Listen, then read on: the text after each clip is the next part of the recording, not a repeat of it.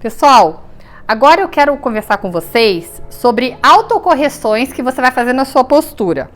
Essas autocorreções, elas vão ter o objetivo de melhorar a congruência entre os ossos, né? Então, o contato entre os ossos, para que você dissipe melhor a carga e para que você recrute alguns músculos que a gente devia ter aprendido na escola e não aprendeu. Então, a gente vai fazer aqui agora.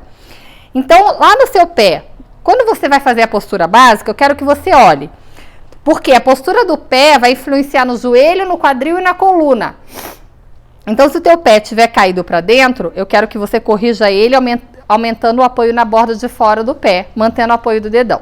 Se o pé estiver caído para fora, eu quero que você aumente o apoio na borda de dentro, mantendo o dedinho no chão. Aí você pode colocar 2 adesivos daquele de fechar envelope nessa tua patelinha aqui, ó, que é esse ossinho do joelho. Até para você poder olhar no espelho e ter uma ideia se caso você tenha um membro inferior maior que o outro. Isso chama dismetria. Mas a única forma de ter certeza se você tem ou não um membro inferior maior que o outro é fazendo um exame chamado escanometria. Aí você vai no médico e pede para ele esse raio-x, que é a única forma. Não acredite naqueles testes que a pessoa deita na maca e dá uma puxadinha na tua perna e mede e fala que você está torto. Não acredite nisso. Eu já vi gente se ferrar por causa disso. Então, o joelho. Se o joelho estiver caído para dentro, você vai ter uma intenção de rodar ele para fora. Se o joelho estiver rodado para fora, você vai ter uma intenção de rodar ele para dentro. Aí o que eu mais quero que você preste atenção agora é na altura da sua pelve. Esse aqui é o complexo da pelve. O quadril faz parte dele, mas a coluna também faz parte dele.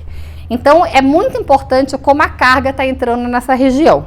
Primeiro, você vai colocar a mão nesses 2 ossinhos aqui da sua bacia e você vai empurrar para baixo. Você vai olhar no espelho para ver se tem um lado mais alto do que o outro. Então, vamos supor que você apertou igualmente os 2 lados e você olhou que o seu lado direito está mais alto.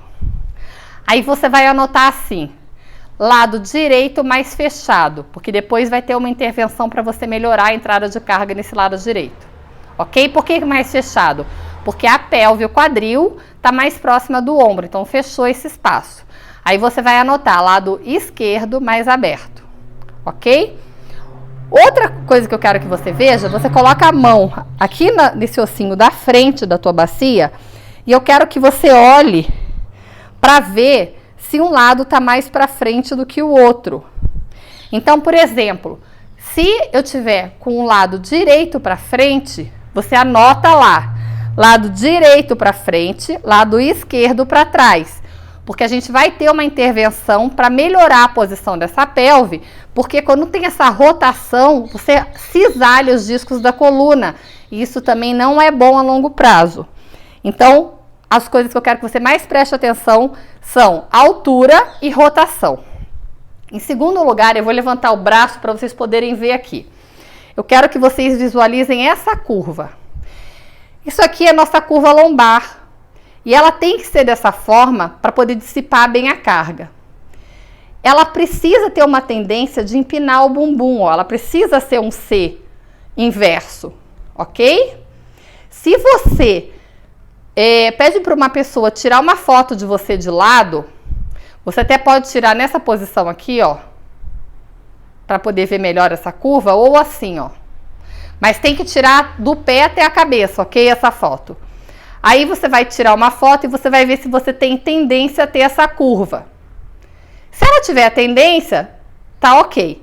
Só que tem gente que tem a tendência a retificar essa curva. Então o sacro e o cóccix, que são o finalzinho da coluna, eles acabam indo para dentro. Como é que a gente vai ver isso? A gente vai colocar os dois dedos abaixo na pubis e os outros 2 aqui na pelve. Quando eu olho de cima, esses 2 dedos têm que estar alinhados. Então, o dedão e o dedo médio, eles têm que estar alinhados. Se o dedo médio estiver mais para frente, é sinal de que você tem uma tendência a retificar essa curva, que é o maior fator de herniação que existe, que vem da postura sentado muito tempo. Se você tiver uma tendência que esse dedo médio vá para trás, é porque você tem o bumbum mais empinado. Então, é um outro tipo de intervenção. Aí você vai escrever no papel se tem tendência à retificação, perda da curva, que, olha, a maioria dos casos não acha que todo mundo tem hiperlordose. Ó, não olha o glúteo, isso aqui é bundose. Eu tô falando de lordose, ok? Então não olha o glúteo, olha a curva da coluna, a tendência da curva, beleza? A tendência da curva e não o glúteo. Aí, você olhou isso, aí você vai escrever lá, tendência à retificação ou tendência ao aumento da curva. Eu faço várias avaliações biomecânicas online e presenciais. E nessas avaliações a gente consegue ver isso. Se você tiver muita dificuldade, você pode ou fazer uma avaliação biomecânica comigo, ou pode tirar essas fotos de frente, de lado, de costas e mostrar para um fisioterapeuta, né, que tenha excelência e saiba visualizar isso, ou um profissional de educação física, ou um ortopedista, ou um neurologista também que vai saber ver isso. Agora sim, não vá se prender à ressonância magnética, porque a ressonância magnética não é boa para ver curva, porque a gente está deitado. Então, a gente precisa se prender ao raio-x. O raio-x, sim, vai dizer como está estruturada a sua coluna. Se você perdeu ou acentuou alguma curva, ok? Mas aqui a gente está vendo tendência da curva para saber para onde os músculos estão puxando, porque isso aqui é uma intervenção com exercícios. Então, continuando aqui a curva, a gente vai pensar a mesma coisa em relação à curva cervical. Essa é um pouco mais difícil de visualizar. Quando a gente fica muito tempo aqui, ó, nos smartphones, a gente tende a retificar essa curva, porque ela tem que ser assim, ó. Então, muitas pessoas hoje têm perda dessa curva. E às vezes existem professores da época das antigas que usam muito quadro negro, que ficam escrevendo lá em cima e tem um acentuamento, principalmente das primeiras vértebras, que elas acabam indo lá para dentro. Então, é bacana que você olhe também nessa foto e peça para a pessoa da sua confiança analisar se você tem aumento, se essa curva parece normal ou se você tem diminuição dessa curva cervical. E também na curva torácica. Por quê? Às vezes as pessoas acham que elas têm uma hipercifose.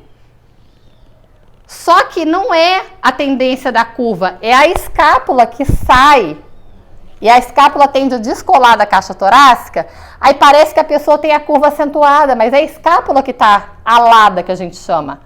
Aí a gente tem que passar a mão na coluna e ver a tendência da curva. A torácica é uma curva que ela tem que ter uma tendência cifótica. E a cervical uma tendência lordótica. Então, nessa foto é para você olhar se você tem uma cifose, né? uma curva torácica com acentuamento da cifose. Se essas vértebras estiverem para dentro, é porque você tem uma tendência à retificação.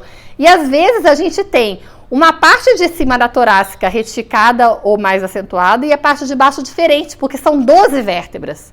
Então, o comportamento delas pode ser diferente, ok? Mas a tendência dela tem que ser assim, ó. Uma curva cifótica, certo? Aí você olha tudo isso para que a gente possa passar os exercícios para você se autotratar e se autocuidar para tratar e prevenir as suas dores. Mas anota, porque depois, na hora da intervenção, você com essas anotações vai saber o que tem que fazer.